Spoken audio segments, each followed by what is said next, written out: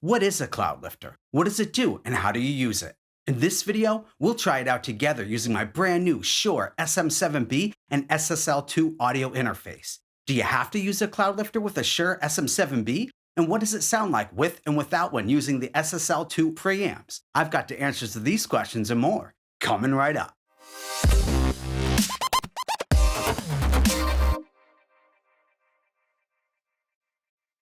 Hi, I'm Las Vegas. On this channel, I talk about all the latest pro audio hardware and software and provide tips and tricks on recording and mixing music at home. The purpose of this channel is to help you decide what to buy and learn how and why to use it so you can achieve your goals and get the results you're after in the most efficient and cost-effective way. Today, we're talking about a seriously cool little box called the Cloudlifter CL1 Mic Activator. What is it? It's like a preamp for your preamp, huh? Totally. See, before hitting the preamps on your audio interface, mixer, or dedicated preamp, this little guy boosts the signal of your microphone by converting phantom power into a healthy dose of ultra-clean gain. Looking for a mic preamp with character and a serious amount of gain? This ain't it. For that, look to names like the Neve 1073, SSL VHD Pre, or Burl Audio B1D, just to name a few favorites. Your microphone definitely won't need a Cloudlifter with any of those suckers, but they actually can still help. We'll get to that in a minute.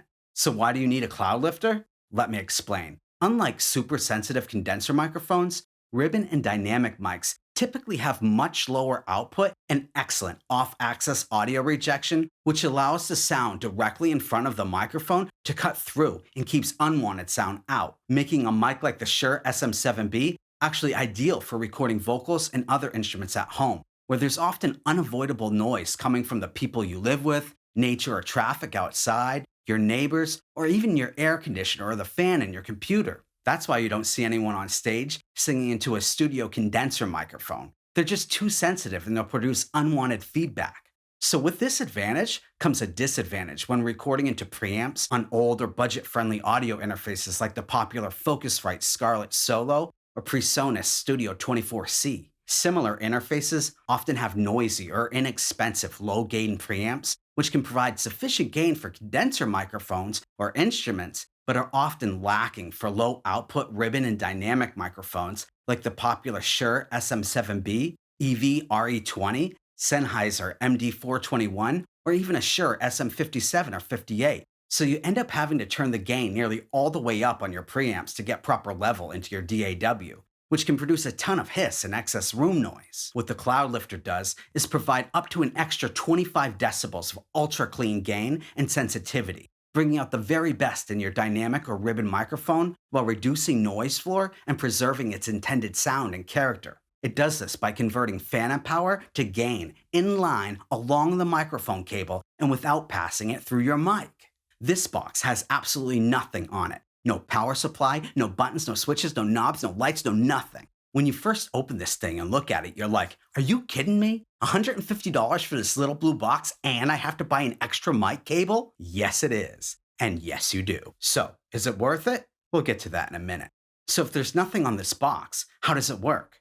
Simple. What it does have is two XLR connectors on each end. You just connect one cable from your microphone to the input and another to your audio interface. Now, turn on the phantom power on your audio interface and you're ready to go. Seriously, it's that easy.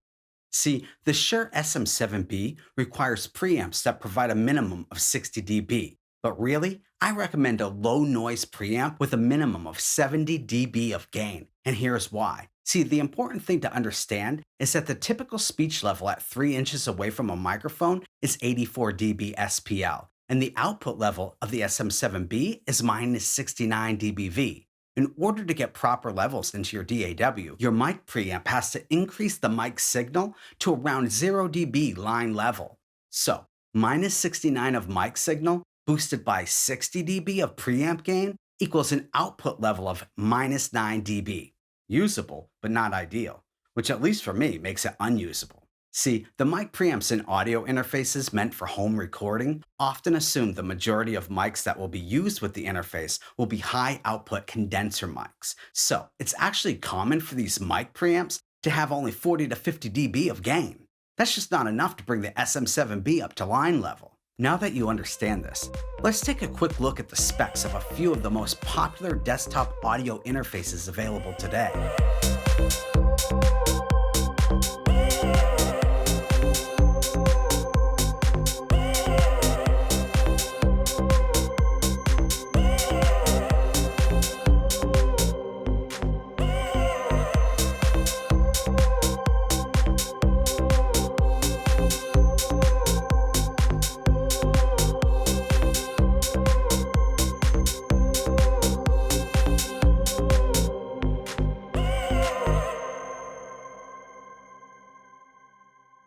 So, now you see that 7 out of 10 didn't even provide the minimum gain needed for the SM7B. So for those interfaces, a Cloudlifter would definitely be beneficial.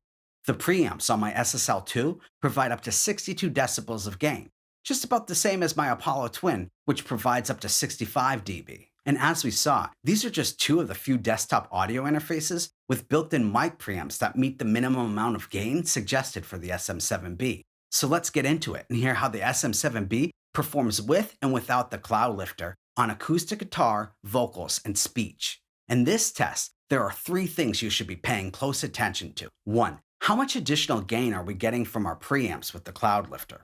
2. Is there any increase or decrease in hiss or noise? And 3. Is there a noticeable difference in the microphone's character and clarity when using the Cloudlifter? For this test, the guitar, vocals, and speech were recorded into Ableton at 96K using the Channel 1 mic preamp on the SSL2 USB audio interface.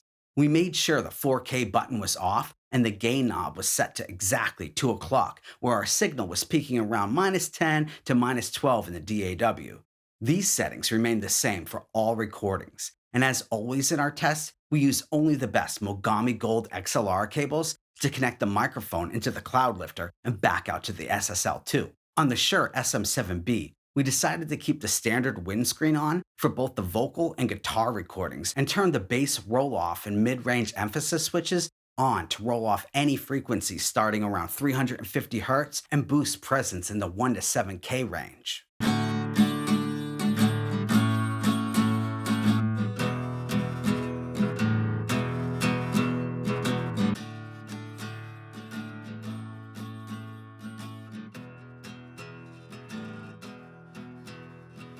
You know that it would be untrue.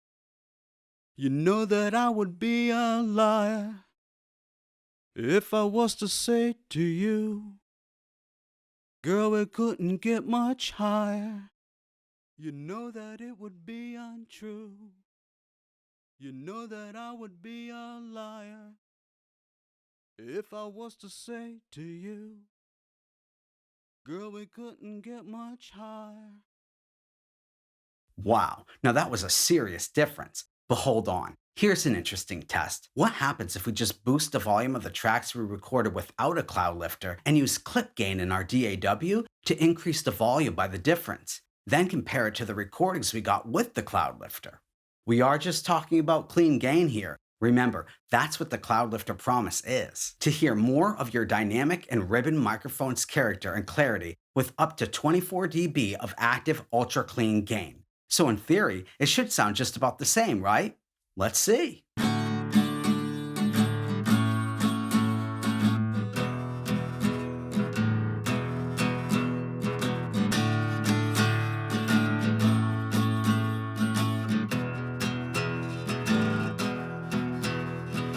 You know that it would be untrue. You know that I would be a liar if I was to say to you, girl, it couldn't get much higher. You know that it would be untrue. You know that I would be a liar if I was to say to you, girl, it couldn't get much higher. Aha! With the exception of the subtle differences in the performances, it does sound similar, doesn't it? Let me know in the comments below, and click those like and subscribe buttons if you're getting value. In other Cloudlifter tests you'll find on YouTube, you'll see they usually compare by setting the gain on the mic pre's until the signal is peaking at or around the same levels it was when using the Cloudlifter. This adds a ton of noise from the room and preamps and proves that to get the same level of signal from the preamps without a Cloudlifter, a lot of noise is added. Well, yeah, but that signal would be absolutely unusable in a recording situation. So what kind of test is that, since any good recording engineer would never do it or use it?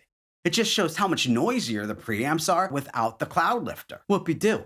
Tell us something we didn't know. That's why we were wondering if we needed a Cloudlifter, because we had to crank up the gain so high just to get any signal from our mics, and now we're capturing too much noise. With our SSL2, we were starting to get unwanted noise if we set the gain any higher than 2 o'clock.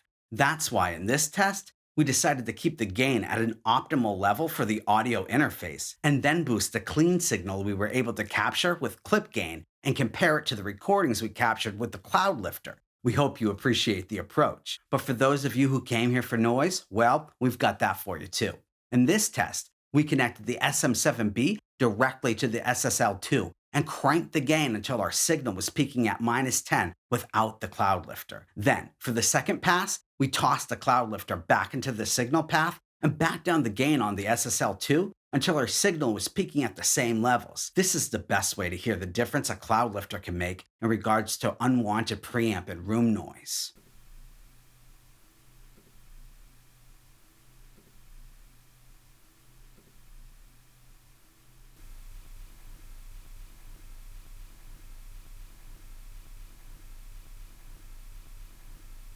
So, what is a Cloudlifter? What does it do, and how do you use it? So, what is a Cloudlifter? What does it do, and how do you use it? So, what is a Cloudlifter? What does it do, and how do you use it? So, what is a Cloudlifter? What does it do, and how do you use it? Well, the Cloudlifter did reduce the noise by about 3 dB. That's something. So, do you need it? Well, I would say not with the SSL2, which frankly makes that audio interface an incredible value at $229.99. Make sure to subscribe and catch my next video where we dive deep into all the features that make the SSL2 such an incredible value, and also where it may come up a bit short. However, I will say that if I had to use an SM7B or any other low output dynamic or ribbon microphone with most any other preamp, mixer, or audio interface, I wouldn't want to record anything without a Cloudlifter. To me, that would have been a big mistake, knowing I could have captured a much stronger, cleaner, and clearer signal on the way in just by adding the Cloudlifter into the signal path. Plus, on the tests where I recorded the guitar and vocals at a good clean level, I could hardly hear the guitar and vocals when I was recording, and that can really impact a performance. And I was just playing one instrument at a time. If I had to play along with other tracks or band members, I wouldn't have been able to hear anything. I ended up putting a utility plugin on the tracks without the Cloudlifter and boosting the output gain by about 12 dB just so I could hear myself. That did help the performance, but we didn't get that extra boost in character and clarity that we would have if we used the Cloudlifter. So, is it worth the money?